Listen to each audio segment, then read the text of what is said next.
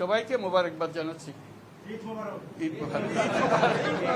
আজকে নতুন বাংলাদেশের জন্মদিন। সারা দিন ব্যাপী আমরা এই জন্মদিন উৎসব পালন করব। এটার মাধ্যমে আজকে যে প্রক্রিয়া এখান থেকে শুরু হলো, এর মাধ্যমে আমরা অতীতকে বর্জন করলাম। যেসব দুঃস্বপ্নময় অতীত ছিল সেই অংশ আমরা সম্পূর্ণরূপে বর্জন করলাম। আজকে থেকে আমরা প্রতিটি পদে নতুন বাংলাদেশ সৃষ্টি করার সুযোগ পেলাম।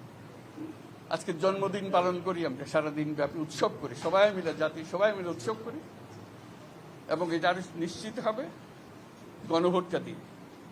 প্রার্থীর জন্য আমরা ভোট দিলাম, সেটা খুব গুরুত্বপূর্ণ, কিন্তু গণভোটটা খুবই গুরুত্বপূর্ণ। সারা বাংলাদেশ পাল্টে যাবে। তো সবাইকে আহ্বান জানাচ্ছি গণভোটে অংশ নেবার জন্য, যাতে করে আমরা নতুন বাংলাদেশ গড়ে তুলতে পারি। খুব ভালো লাগলো, এটা আমার জীবনে মহা আনন্দের দিন, এবং বাংলাদেশের সবার মনে এটা মহানন্দের দিন, মুক্তির দিন, আমাদের দুঃস্বপ্নের অবসান, নতুন সম্পের শুরু। সেটাই হলো আমাদের আজকের এই প্রক্রিয়া। অসংখ্য ধন্যবাদ সবাইকে মোবারকবাদ জানাচ্ছি। ঈদ মোবারক।